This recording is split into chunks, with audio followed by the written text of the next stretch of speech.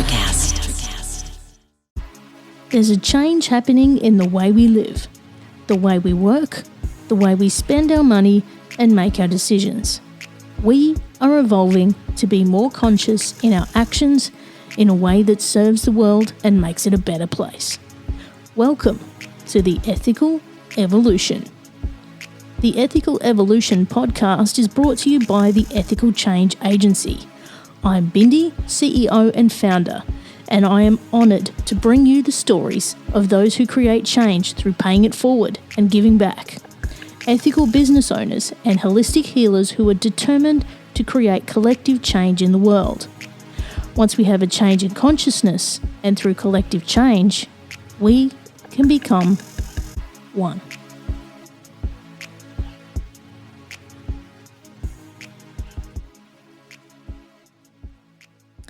My next guest approached me online to be a part of the podcast, and I can truly see why he did. When you come across people like this guy, you wish there were more of them in the world. Joel Hawbaker is a real-life leader, professional speaker, author, award-winning teacher, coach, husband, and father. He lives in Alabama, USA, with his wife Maryellyn, 2 daughters, and 2 rescue dogs. Joel has spent his life navigating blended family life as someone who is used to 4 parents and 2 homes, and now helps others to find their way when they struggle as a step-parent. After we discussed his strategies around coaching and family life and courageous humility, it became clear that the central theme of kindness shone through. Joel is one of the kindest, most generous, big-hearted people I've come across in a while, and left a mark on me. I hope you gain the same inspiration from our conversation. Welcome, Joel, to the Ethical Evolution. Thank you very much. I'm glad to talk with you today. Now, Joel, can you tell us a bit about your background and who you are and what you do? Certainly. So I live here in Alabama in the southeastern part of the United States. And I am, by day, I'm a high school teacher and soccer coach. And I've been doing that for the better part of 14 years now. Mm-hmm. But in addition to those things, I also am a professional speaker and an author and a blended family coach. So I come from a divorced home. My parents divorced when I was about 13 years old. Mm-hmm. And about a year later, my mom started dating my stepdad.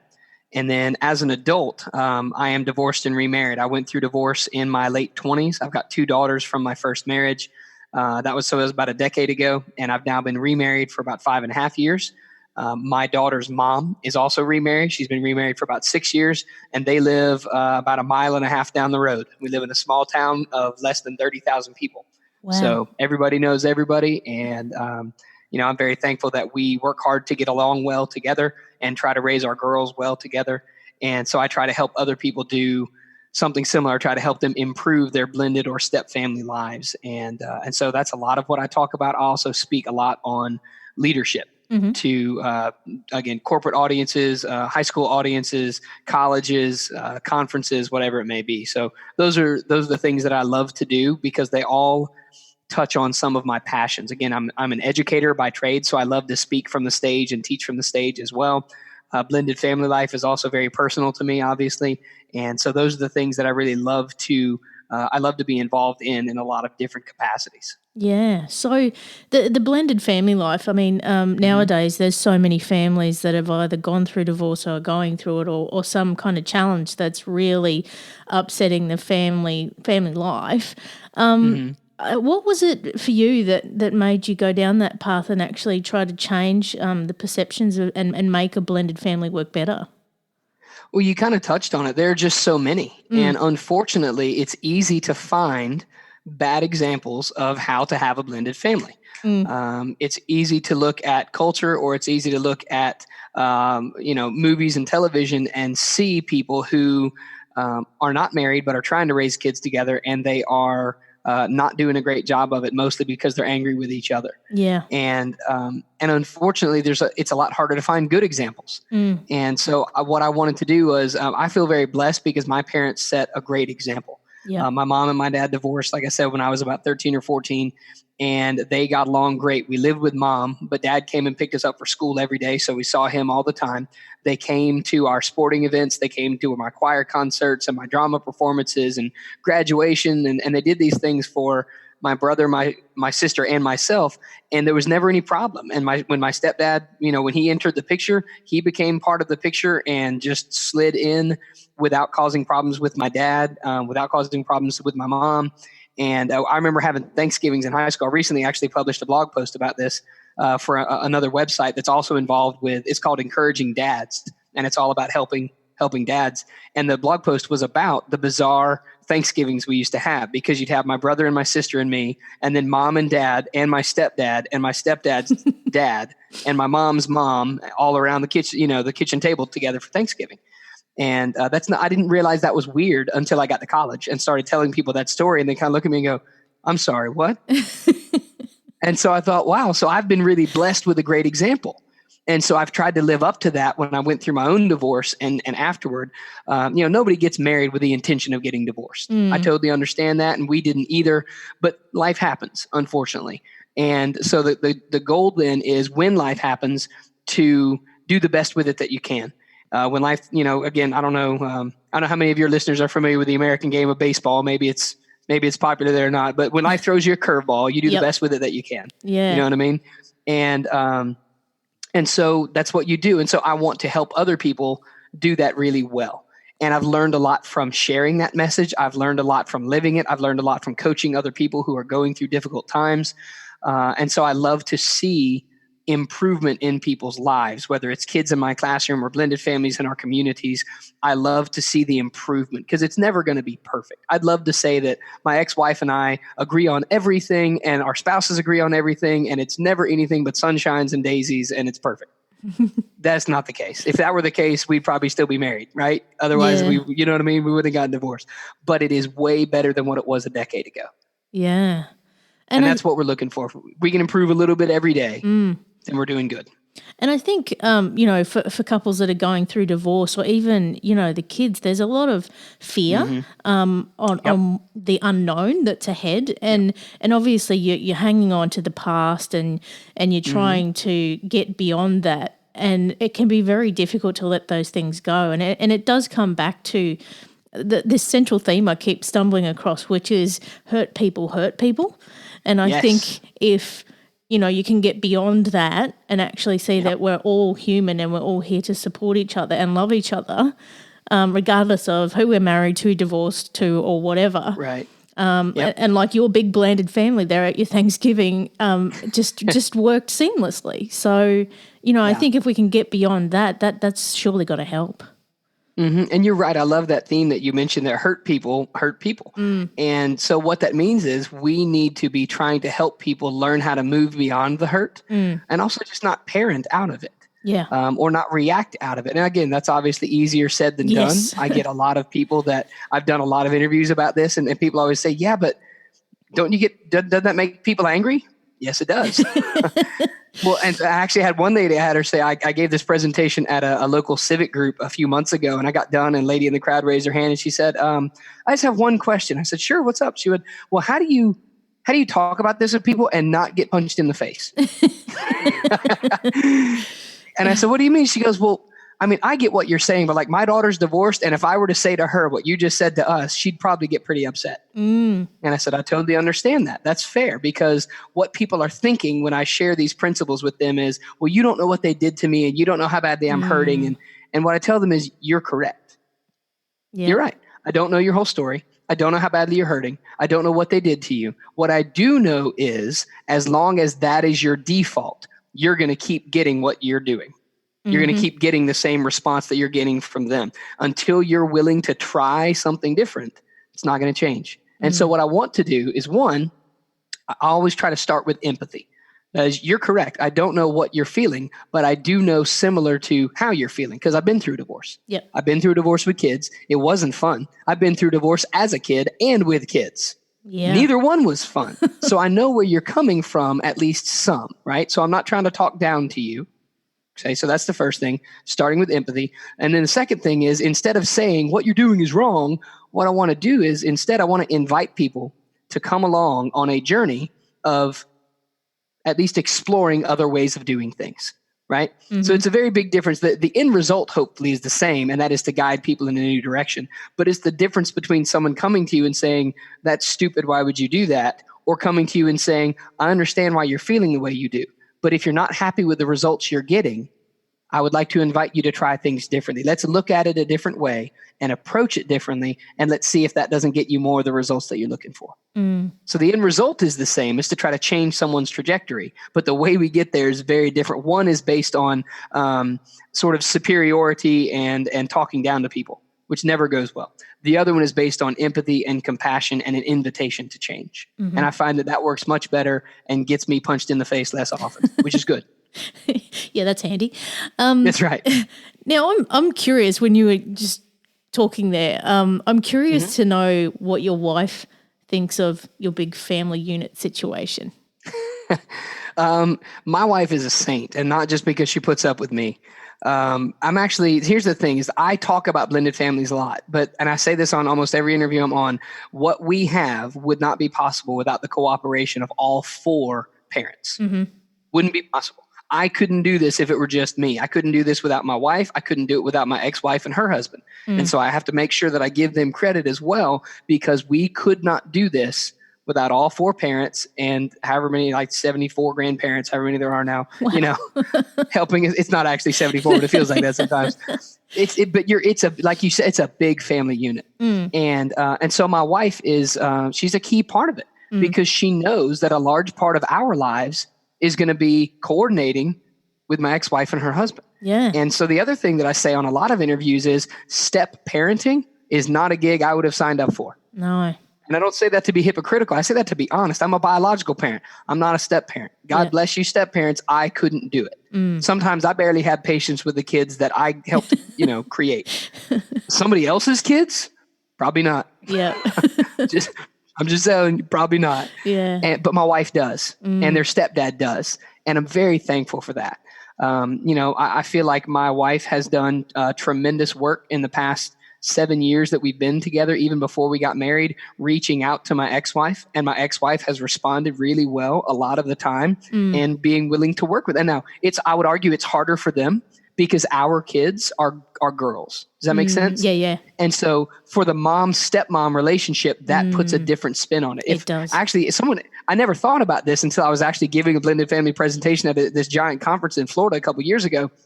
And I'd gotten through most of the presentation, and someone was asking a question in the Q&A at the end, and they said, do you think this would have been harder for you if your kids, your biological kids, had been sons? And I thought, ooh, that's and I thought for about 4 seconds, I thought, yes, it would have, because I think I would have felt more threatened by the stepdad. Because sons, right? And so what that means is, on the other side of the coin, that means that I can understand why my ex-wife would be more susceptible to feeling threatened by my wife. Absolutely. And that really, makes total sense. Now, I never would have thought about it. And so I'm really glad that it was actually a guy that asked that question. I thought, man, that's well done. I wish I'd come up with that myself. Thank you. Well, I mean, to think of it, as a daughter, you have a special bond with your mother, as would a son with father, Absolutely. and it's just a gender genetic That's kind right. of thing. It's just a gender thing. It just is that way. And so, that does change the whole schema of things. And so what that's meant for us is that my wife has to make sure that and again, this is why she's part of why she's a saint. She walks a very fine line sometimes between wanting to be a wonderful mother figure without ever making either my girls or their mom feel like she's trying to be their mother. That makes sense? Yep. Be a mother figure without threatening the mother person. Yeah. And so and again, I think she's done that brilliantly. And I don't say that just because she's my wife. She's not even here to hear me say this. A lot of times when I'm doing podcast interviews, she's sitting on the couch, and it's a lot of fun to get to brag on her where she can hear me. She's not even here right now. But I'm telling you, like, it's wonderful to watch her do that, because I've learned a lot from watching her be a step parent. Because again, I've never been that. I don't know what it's like. I can tell you that it's really hard. Yeah. It's really hard and here's what I've learned from her and from other step parents: to be a step parent is to have all the responsibility of a biological parent, right? You wash the clothes, you make the lunches, you drive to the sporting events, you take kids to school, you pick them up, you do the bedtimes, you help with the homework, all the parenting things. You do all of it, and you get zero guarantees. Yep. There's no guaranteed affection. There's no guaranteed love. There's no guaranteed loyalty. There's no guaranteed respect. There's no guaranteed obedience. You are getting all of the crap and none of the guaranteed good. Yep. And that's what you signed up for. And Yeah. God bless you, because, oh my goodness, it's got to be hard. And that's why I say I wouldn't have signed up for it. Takes So a everyone who special has, person. like, you really, you have my respect. And that's why I'm here, is because I'd love to help you learn how to continue making your situation even better, because I've learned about it from watching my wife, from watching my girl's stepdad, and from learning from other people. Again, I'm really thankful because we've had the opportunity to do some pretty great things together. Multiple times, my wife and my ex-wife have planned our daughter's birthday parties together. Oh, cool. Right? They've decorated cakes together. They've gone Christmas shopping together. And again, I'm not going to try to make it sound like they're best friends. In fact, they get along a lot better when I'm not in the same room. I'm not sure what that says. I don't really want to talk about it because it can't be good, but whatever. But honestly, like, they both have done a really good job of trying to reach out to the other person. I just want to give a couple of examples. I mentioned they've gone shopping together a few times to buy the girls Christmas presents, especially when they were younger. This past year, our younger daughter decided to play volleyball for the first time. And one of the parents on the team was going to make everybody T-shirts with the kid's number and the kid's name on the back of a shirt for the mom. Right? So you could wear your shirt to the game and cheer on your kid. Well, my ex-wife, without telling us, also bought one of those shirts for my wife. Aw. She said, I know you love to come to the games. I know you love to support our daughter. And so I wanted you to have one of these shirts too. Yeah. Well, we had no idea she was going to do that. We didn't even know those shirts were a thing until she said, hey, we have this T-shirt for you. Aw. That's tremendous. Right? And it's because of years of those two working hard to try to be good parents together, to try to cooperate and collaborate and raise these kids well together.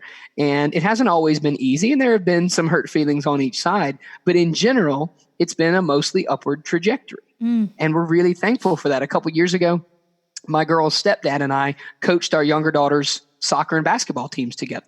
Because I was a soccer player. He was a basketball player and a golfer when he was younger. So during soccer season, I was the head coach. And he came to me and said, hey, would you mind if I helped you? I don't know anything about the game, but I'd be glad to help. I said, that'd be perfect. It's like herding cats when they're this age anyway, because she was 8 or 10 or something, you know? Yeah. And I said, I would love for you to, because if you want to be more involved in our kid's life, I want to encourage that. That's a good thing, because I believe he's a good man with a good heart. Otherwise, I wouldn't encourage him to do that. You know what I mean? Yeah. But if he wants to be more involved in our kids' lives, yes, please do that. And so we got to coach soccer together. And then during basketball season, he's a much, much more knowledgeable basketball person than I am. And so I helped him coach basketball. He was the head coach and I was his assistant. And it was really great because one day a kid came up to us at practice or actually came up to my daughter and said, now, which one is your dad and which one's your stepdad? and it's kind of funny because we think, well, that should have been obvious because you can't tell I'm sitting down, and I'm sure your listeners are much better with the metric standard translations than I am. I am only 5'3.5" tall. Oh, you're short. Okay, so I'm not real far outside of hobbit height, like legit, not real big. Their stepdad is about 6 feet tall. Oh, okay. So you'd have thought, with my daughter being a tiny human, the other kid on her team would have known the short, not skinny one, that's her dad. Yeah. But he didn't, and that's okay. But it was great because it also meant that both of us have treated my daughter in a way that their teammate can tell which one of us is biological, which one's not. That's beautiful. Yeah. That says a lot about her stepdad, right? Because it means he's treating her really well. And so I was really thankful to get to do those things. And I shared these stories on another podcast not long ago. And the hostess, it was a married couple. They were co-hosting. And the mom looked at me. She said, I kind of hate you right now. Because they're part of a blended family. I said, it's okay. I understand that. I would hate me too. It's all right. But that's my goal, is to help other blended families have that kind of situation. And it can't be done if it's just one of you trying. But here's the good news. It has to start with one of you trying. Yes. It can't ever just be one of you doing it. But it's never going to happen if nobody's trying. If you just say, well, if they're not trying, I'm not trying. Well, great. Then nobody's ever going to do it. Yeah. But if you will start, hopefully someone will come along with you. Hopefully your spouse, and then hopefully your ex and their spouse, or whatever it may be. But someone's got to start. Absolutely. And so that's what I want to encourage people with, is if you will start, now we've at least got a chance. And you know, when you were talking about your wife and also, you know, how your ex-wife and the stepfather also get involved equally, there's and this is something you also talk about a lot, is courageous humility. And Yes, ma'am. I think that takes a lot of courage to put yourself out there and to try and engage with someone who, you know, who used to be married to your current husband. And you're like, okay, I'm going to put myself out there. And you got no guarantees, like you say. And, you know, when everybody gets in there and has a go and has the courage to make the change, look at what happens. Yeah. Yeah. Thank you for bringing that up. So the thing is, I think humility may be the least understood or the most misunderstood word in the English language. A lot of people think humility means pretending that you're not good at something or deflecting attention when you know that you deserve it. Right. So a lot of people think humility is someone who's obviously rare gifted going, oh no, you know, it's just mostly luck. And no, that's not what humility is. C.S. Lewis tells us that humility is not thinking less of yourself. It's just thinking of yourself less often. Yes. That's all it is. It's putting other people first, right? So courageous humility is the idea of putting other people first and doing so in a way that leaves you vulnerable. That's why it takes courage. It takes a willingness, as you just very well said, to put yourself out there with people that it makes you uncomfortable to put yourself out there with, and with good reason. Anyone who's been through a divorce, you have good reason to be afraid to put yourself out there with that same person again. Now, you're doing it in a different way, but you've already been hurt once. Why would you do that again? Well, the answer is children.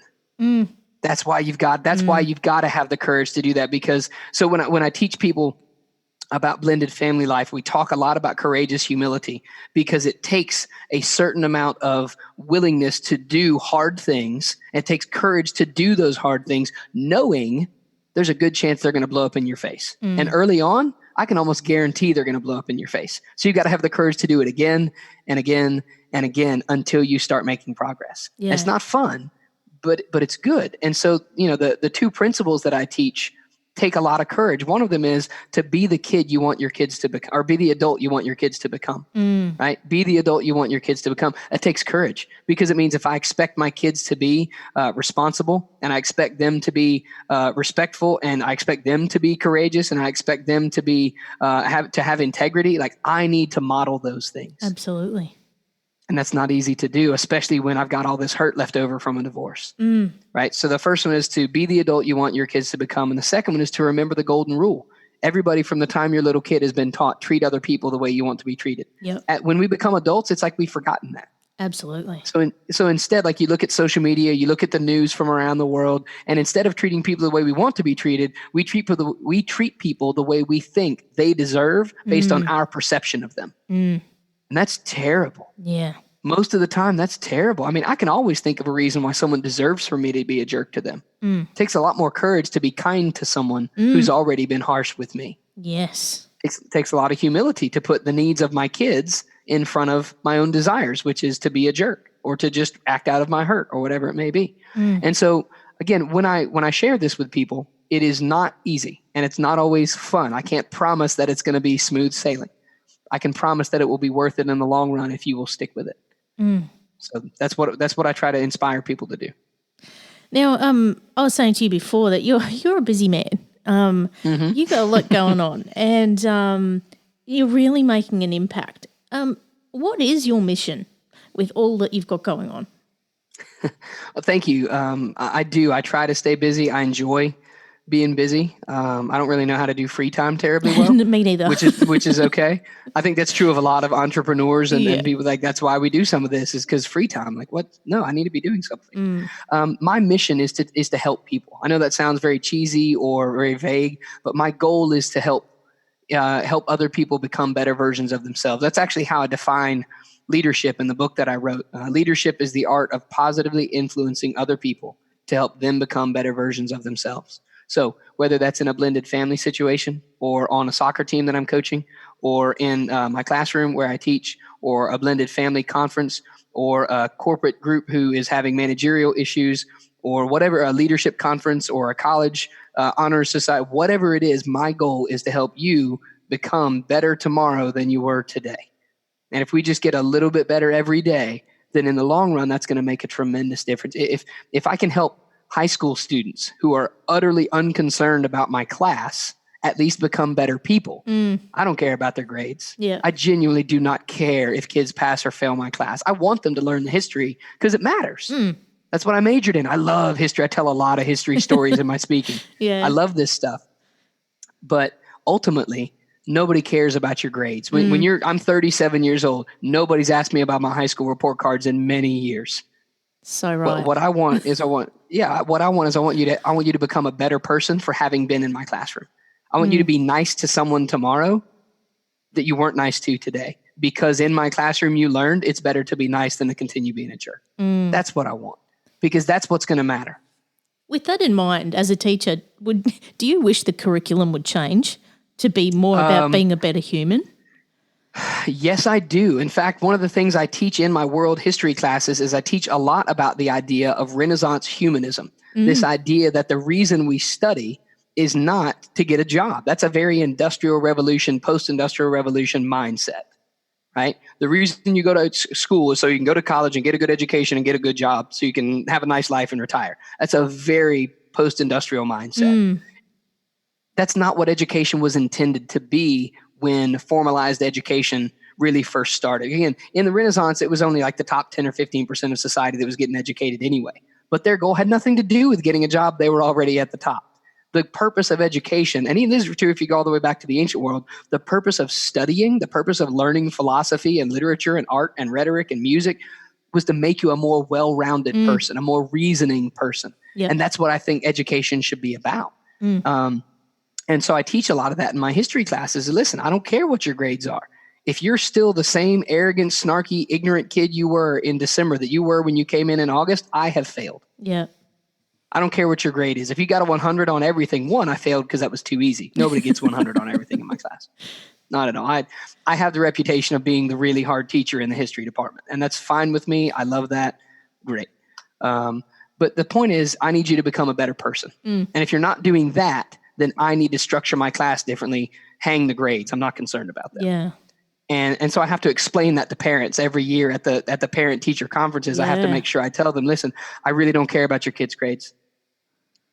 And a lot of parents, their eyes get real big. Yeah. What do you mean? I'm like, I want your kid to become a better kid. That's what I want. And history is the medium by which we become a better kid. Soccer is the medium by which you become a better kid. It's not like I love winning soccer games. I've been blessed. We've had a lot of success on the teams I've coached because I've been blessed with a lot of talent. And that's been great.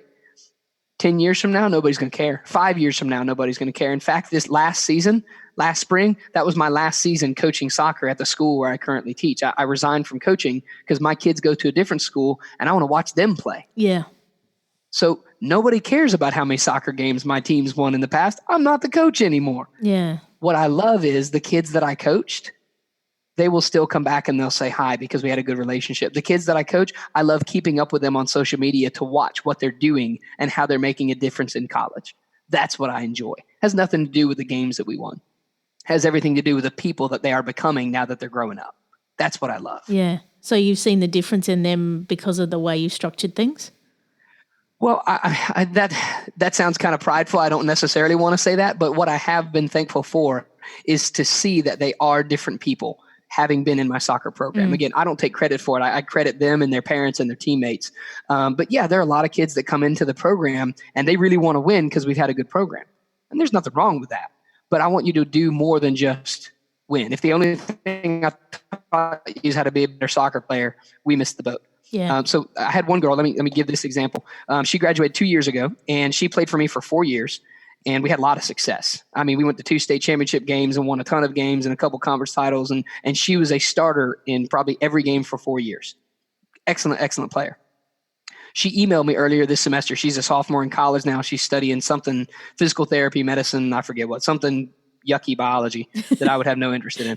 But she's having to take a class in management. And like sports leadership management.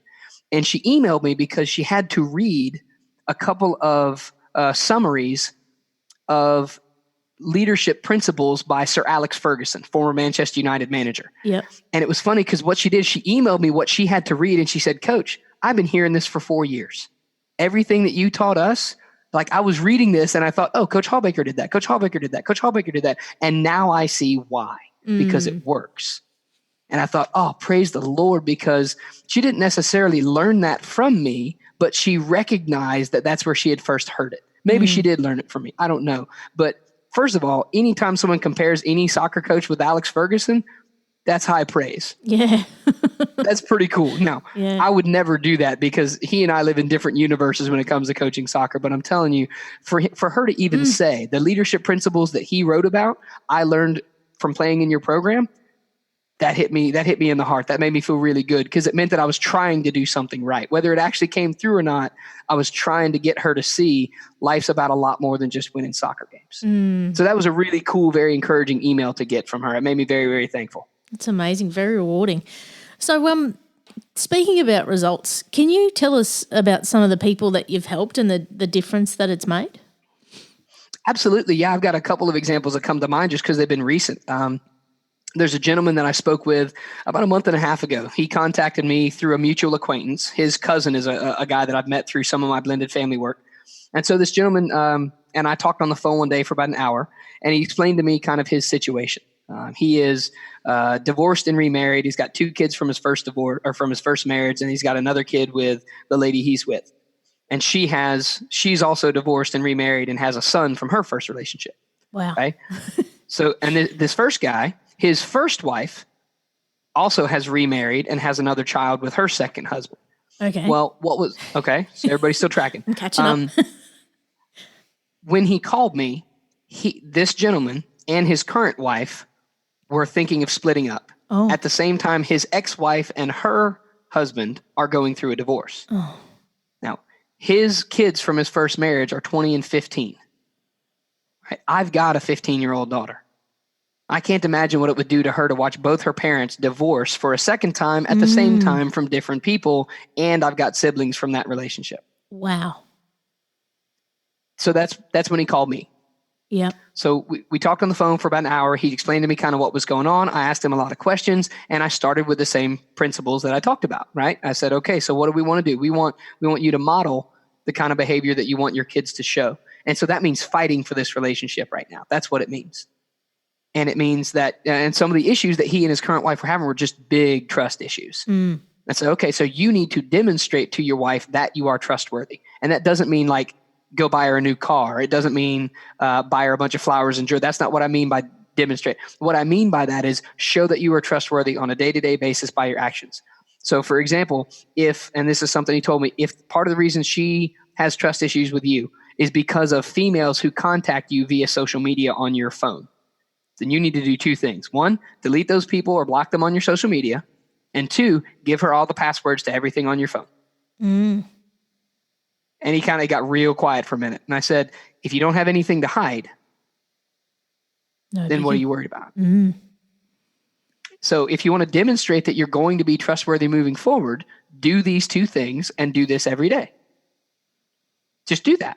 And it sounds really, and I said, well, what about privacy? And that's all fine and good. But if you're having trust issues, the way that you get past that is be trustworthy and show that you're trustworthy. And it's, again, I've been on both sides of that. I've been in relationships where I wasn't trustworthy, and I've been in relationships where my partner wasn't trustworthy. And the only way to get past that is to become that. And that's not fun to have to share. I'm not proud of the mistakes I made in my past. But I do think it's important for other people to know. Again, I'm not talking down to anybody. I've also made some of those same mistakes. I'm telling you, here's how you get past it. So like my wife and I, we have a rule. Anytime you want to pick up my phone, 100% of the time, do it anytime you want to. You can look at anything on my social media. You can look at my email. You can pick up my phone. Night or day, 100% of the time, go ahead. Right now, we don't normally do that. I can't remember the last time. I don't know if she's ever done that in the whole time we've been married. But the fact that she could says a lot, because it means that I don't have anything to hide. And she knows that she knows that if she were to come to me and say, let me see your phone, here you go, baby, take a look. And I think that's something, this is a brief side note. I think parents need to do that with their kids as well. If you say to your kid, let me see your phone, and they have to unlock it for you, you're already behind, because that means they're hiding things from you. Yeah. Like, I'm a high school teacher. I see it every day. You can think that, well, my kids wouldn't do that. Fine. I respectfully disagree. Every kid will do that. Absolutely. Remember when you were a teenager, what you got away with? Multiply that times electronics and social media and things like that. Yeah. Okay, so now that I've terrified everybody, back to the main point. So I talked with this guy about this, right? And I said, just do these things, and then I'll check up with you in a couple of days, and we'll see how it's going. Mm-hmm. But okay. So I checked in with him about a week later. He said, hey, thanks for checking in. It's going pretty well right now. I did what you said, and she was really kind of surprised by it. I said, okay, good. Well, that's a good thing. Well, let me know how it's going. Contact me again if you got any other questions, whatever. I contacted him again about 3 weeks later. I said, how's it going? He said, man, it's like a different world. Wow. We're on vacation right now. We're down in Florida. We're having a great time. Things are going much better. We're not talking divorce anymore. And things feel pretty good. I said, well, praise the Lord. I'm so glad. Thank you for letting me know. I'm really glad to hear things are going well. You know how to get in touch with me if you need me. And I was thankful to hear that because, again, it sounds too simple. But the thing is, if I asked him on the phone, I asked one big question. I said, what is the largest single problem that you're dealing with? Because I can't fix everything. And nobody can fix everything. But if we can start with one problem we know we can make a difference in, that's a good place to start. So what's the big problem you're having? He said, I don't trust her. She doesn't trust me. I said, okay, if you will both agree to do this thing with your cell phones, that's a big start. Yeah. Because our phones are so much a part of our lives. That's a big start. And I was really thankful to hear that things were going better. That's the first one. The other one was about a week ago. A lady called me. She is divorced and now dating someone. And between the two of them, they have 6 or 7 kids. Yep. Oldest is in college. Youngest is in diapers. Right. Oldest is hers. Youngest is his from a previous relationship.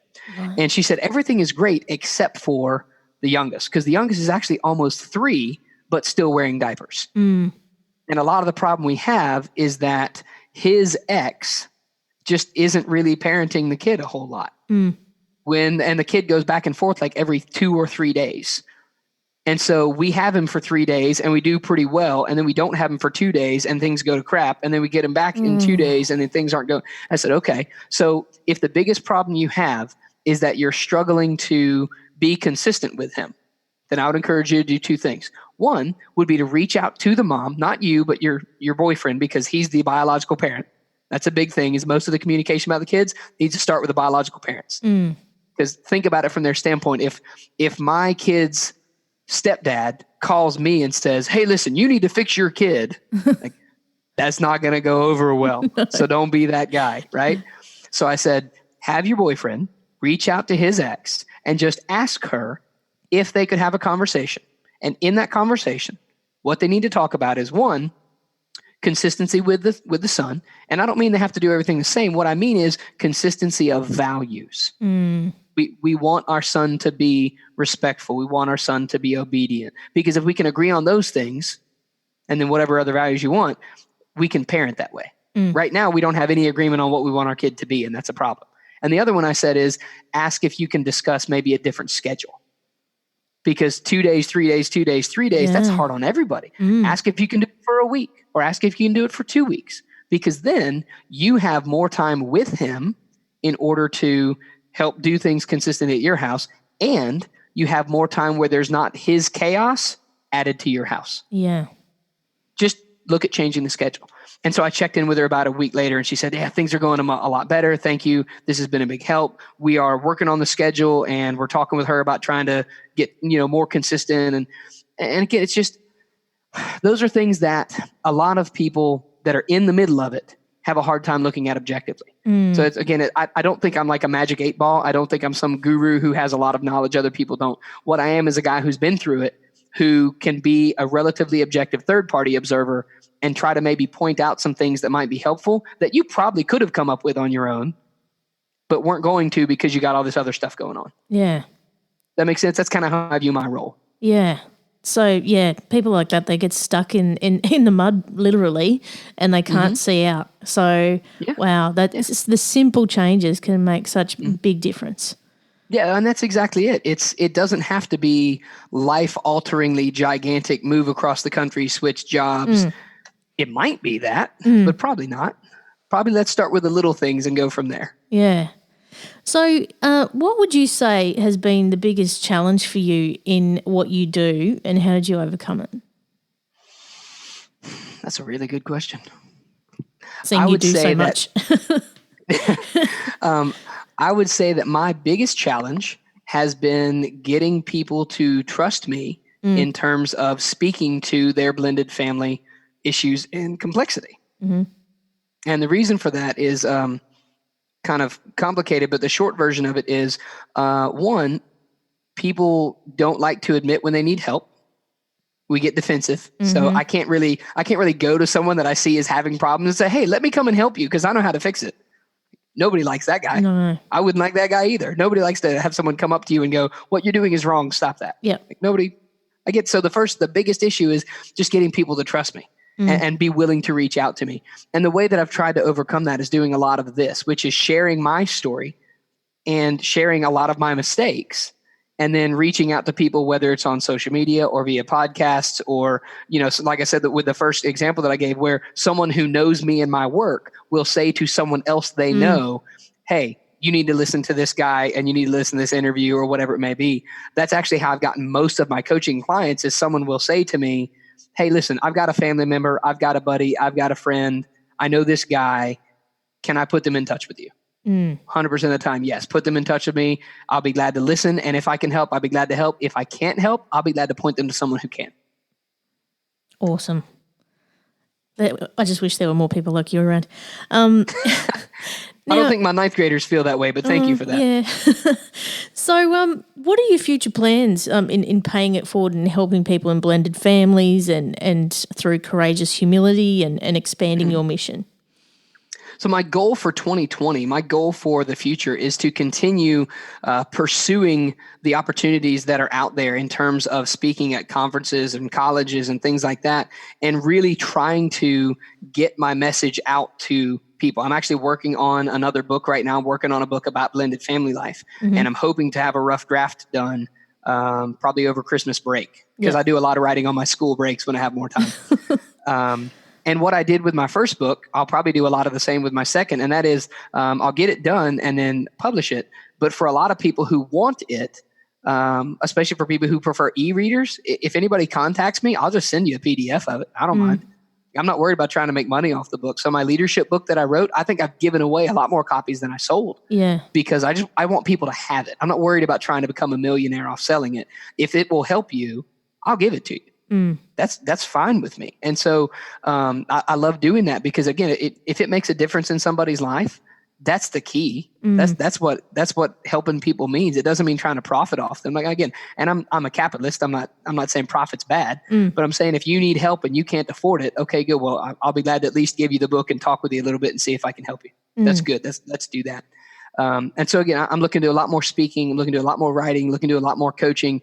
And again, the other part of it is if I'm not the person that can help you, I have zero problem trying to put you in touch with someone that can help you. Yeah. I'm not just going to try to sell you my thing. If I'm not the guy, if for whatever reason we don't mesh, if we don't, fit well together, whatever it is, that's okay. It's not going to hurt my feelings. I will gladly point you to other people I know who are doing this work, who may be able to help you more than I could. That is so fine with me because my goal is for your family to move forward. And if I'm not the one that can help you, that's okay. Well, Joel, I think you're a karma millionaire, with what you do. So you are going to be set.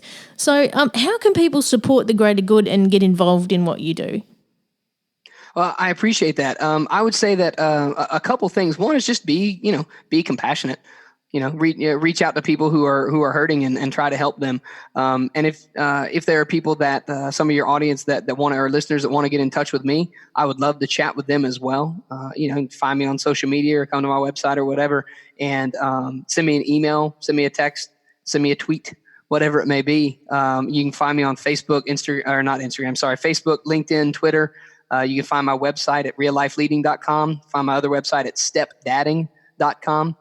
There's Facebook groups for each of those. Again, I would love to chat with anybody who's got questions. I would love to point them in the direction of some help, or I'd love to be put in touch with people who have issues that I might be able to help them with. Wow, you're amazing. So I've got to ask you this question though. What is the change that you'd like to see in the world, and how can we bring it to life? Are you familiar with an old Sandra Bullock movie called Miss Congeniality? Yes. Okay, so my wife loves that movie, and it's about, for those of you that haven't seen it, you're missing out. It's a comedy about an FBI agent who goes undercover at a beauty pageant. And they're doing the scenes, and the beauty pageant lady, they're always asking, what do what's your greatest goal? And everyone says world peace, blah, blah, blah, and world peace, blah, blah, blah. So I feel a little bit like world peace is kind of my, here's the thing. What I want to see, what I honest to goodness would like is world kindness. I would like to see people be kinder to each other. I live in the United States, and I'm not sure how much you guys see where you are about U.S. politics. It's been real ugly for a number of years. And I don't care which side you come down on, both sides have been ugly. Both sides have been harsh. Both sides have been mean-spirited. I would like to see that change, not just in politics. I'd like to see that change in society. And the way that starts is with individuals. Yes. We need to get off the social media and outside of again, I like social media. Please connect with me on it if you want to. But if that's where you spend most of your time, you're living in an echo chamber of people who think like you do. And then you can't believe when anybody disagrees with you. That's not real life. Put your phone down, go outside, talk with your neighbor who's different than you. Go to the grocery store, talk with your friends who are different than you. Go to a local sporting event, talk with fans who cheer for a different team than you do. And be kind when you do it. That's all you got to do. That's it. Be kind to people. If you do those things, world will be a better place. Make your little pocket of the world better. Amen. Wow. I'm so glad you said that, Joel, because that is another theme that's been coming up through this podcast and also with my clients at Ethical Change Agency is kindness. And really it's at the root of everything we need to heal in the world. Absolutely. And yes. We ought to be able to disagree respectfully. We ought to be able to disagree kindly. And if we can't do that, the problem is with us. And man, what kind of example are we setting for people, like the age of the kids I teach? I've also got a 15-year-old and a 12-year-old daughter. If I expect them to be kind, I need to be kind. Absolutely. Now, your books, you've got 10 Things Dad Taught to Me Without Saying Anything, which is an ebook. Yep. Is that right? That is correct. Yep. And people can get that on your website? You can find it on Amazon. I think it's like $1 for the download, or you can just email me and I'll send you the PDF for free. It's the same thing. Okay. And that was one that it actually started as a devotional I gave at a small Christian school I was teaching at over a decade ago. It's based on my dad's life. And then I expanded it into, it's a book that's kind of part biography about dad, part leadership principles. And again, it's just, I love it because it reminds me of dad. No. Is your dad still with you? No, he passed away 11 and a half years ago. Right. Wow. So it's been a while, but part of the reason I wrote that too was so my kids could get to know my dad a little bit better because they were very young when he passed away. And my dad was my hero. And so I would love for them to get to know him vicariously through that. Oh, that's lovely. And your other one, inverted leadership. Lead others better by forgetting about yourself. So that's coming back to that courageous humility. Yes. Yeah. And it's, again, you can find that one. I think there's a link to it on my website. I know it's on Amazon as well. Yep. Again, if there's people who like the e-version, good, email me. I'll send you a free PDF. It's not going to hurt my feelings for you to have it. Have the book, read it. The other thing I'm thinking about doing is combining those two together and making it available in a 1-volume paperback. Awesome. Because I would love to see the ebook about my dad. I'd love to see that in print. Yeah. And I think that there's other people that might enjoy that as well. I'm old fashioned. I'm a dinosaur. Yeah. I like ebooks. Okay. Yeah. I've got a Kindle because my mom bought me one. I much prefer pages and a pen. They're so good, aren't they? Yeah. So they really are. So, but yeah, thank you for asking about those. I'm excited about them. I've loved the encouraging feedback I've gotten from people that have read those books. And, so yeah, if people are interested in them, let me know. I'll be glad to send them to you. Amazing. Thank you so much, Joel. You are an incredible man and we love what you do. So continue on your mission and we're going to keep an eye on you and share your stuff. Thank you, Ben. It's been a pleasure. I really appreciate you having me on. I love talking about this. I enjoy getting to have these conversations. Thank you very much. If there's ever any opportunities for me to come to where you are, let me know. I would love to travel the world and share this message as well. It's nice to be able to do it with technology. Absolutely. But I'd love to do it in person as well. Oh, you'll have to come down under.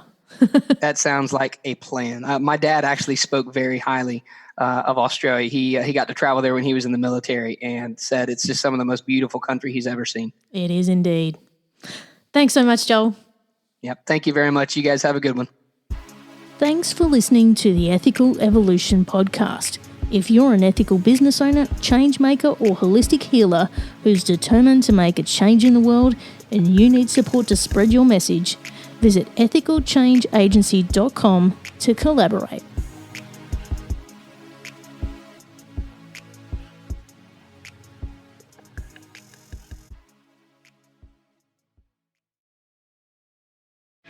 If you're a working professional wondering what's next for your career, you've come to the right place. Whether you're looking for a promotion, growth, or a potential career transition, look no further. With over 30 years working in a variety of industries, I share my insider knowledge with those ready to get ahead on Career Advancement with Craig Ansell. Tune in to get your strategies for success. Welcome, explorers of the human experience. This is Let's Talk Soul, and I'm your host, Claudia Monticelli. We're not afraid of the great mysteries of existence here. Soul versus consciousness, we're on it. Spirituality versus science, we've got that covered too. Join us in navigating these profound topics with wisdom, curiosity, and a dash of audacity. Whether you're a spiritual veteran or just starting your journey, Let's Talk Soul is your passport to the unknown. Let's Talk Soul, diving into the depths of the human spirit. Subscribe now wherever you get your podcasts. Electricast.